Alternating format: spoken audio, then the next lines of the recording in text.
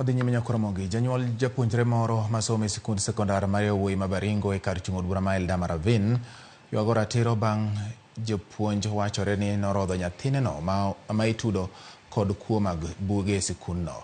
William Cheruyot wacho ni nyathine ma jaklas 11 ne oketi gi goyo chonge kuom seche 7 koluwo ni chal ni wuode ne omi kum mapek kamano nikech owuok e kaunti ma Elgeyo Marakwet ma timbe maundu onyae.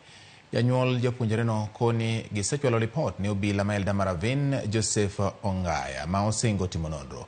Jokero ndaticho oganda e gwengego oseyo moko kuom jopuonj e wi sando jopuonjre gino ma chik sirikal okwedo. Temo mare manyo ler kowuok kuom tend sikundno ne ok onyago olemo.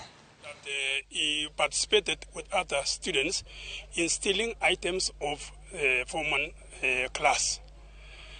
And as a parent, I was shocked and dismayed to find that my son was implicated. I was not informed, and the child underwent a lot of torture because he was tortured for 2 consecutive days. That is on 21st.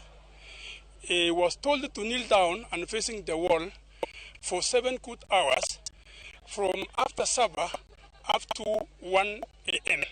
Then he profiled the boy as a bandit.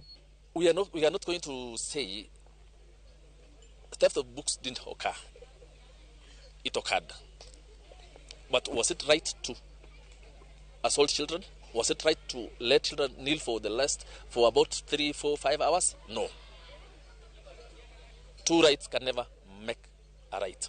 2 wrongs can never make a right. So my appeal is to the Ministry of Education, Sub-County Director of Educations, kindly be on the lookout. We've been seeing children dying in hands of schools.